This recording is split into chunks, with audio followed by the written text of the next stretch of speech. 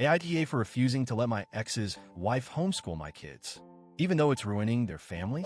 I, 31F, share two wonderful kids with my ex-husband Aaron, 35M, my son, 9, and daughter, 8.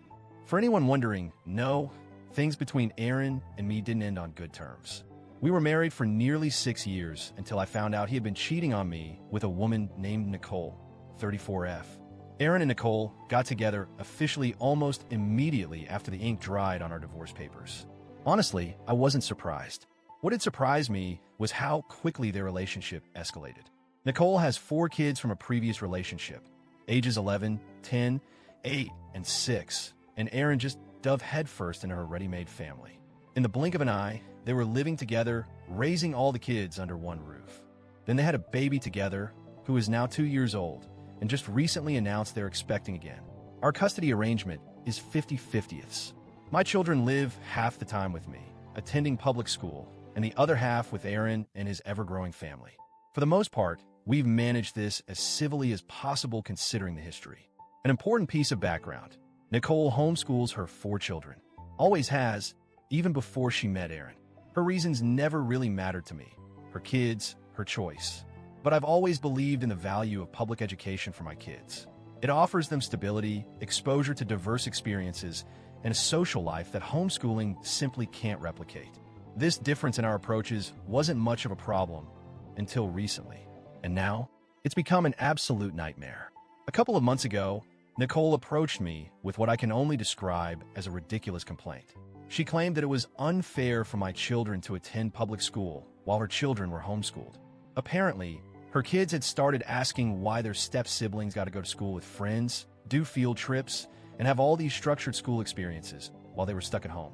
She explained that the disparity was causing problems in her household. Her children were feeling jealous and left out, which made parenting harder for her and was causing tension among all the kids. She wrapped it up by saying something like, "We need to create consistency for the sake of the whole family." I was stunned.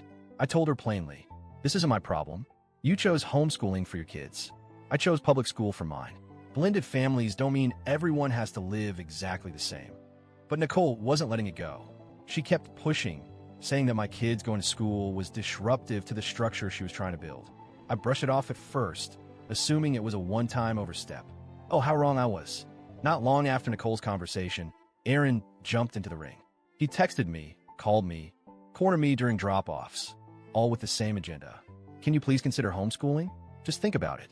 It would make everything smoother for everyone." I gave him the same answer every time. No. Things took a turn for the worse when I found out Aaron had asked our children how they felt about it, without talking to me first.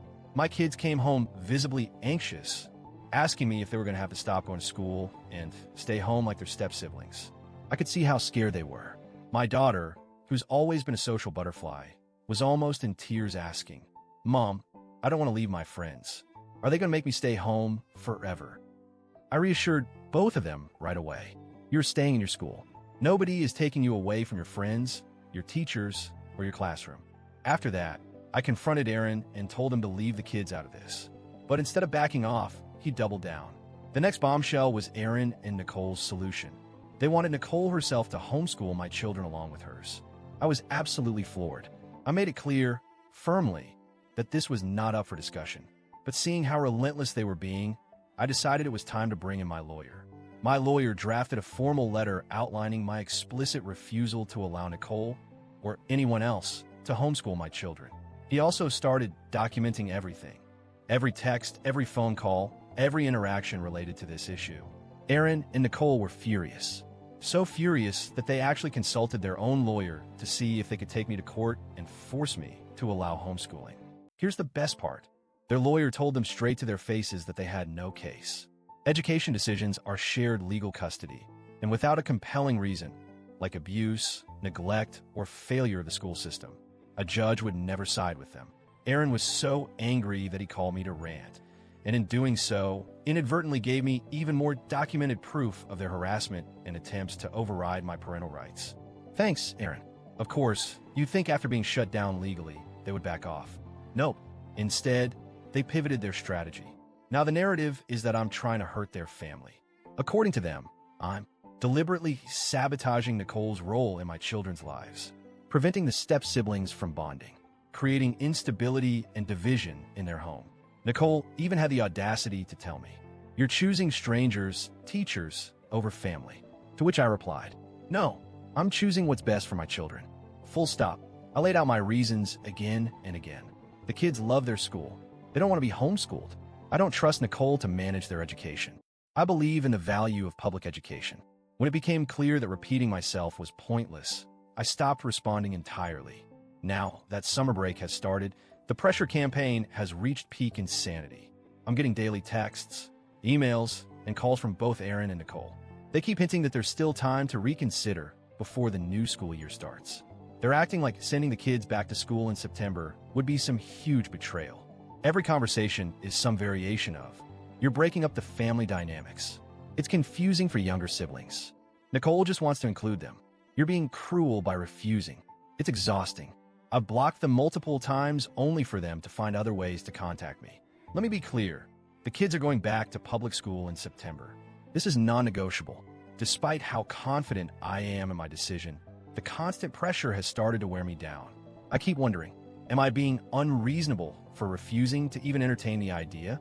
Am I really just doing this to spite Nicole and Aaron, like they claim? Should I be compromising more for the sake of the step-siblings? But then I look at my kids. They are happy. They want to be in school. They love their friends, their teachers, their after-school clubs, and all the things that make up their childhood. Is it really so outrageous that I just want my children to have a normal school experience? So, AITA for refusing to let my ex-husband's wife homeschool my children?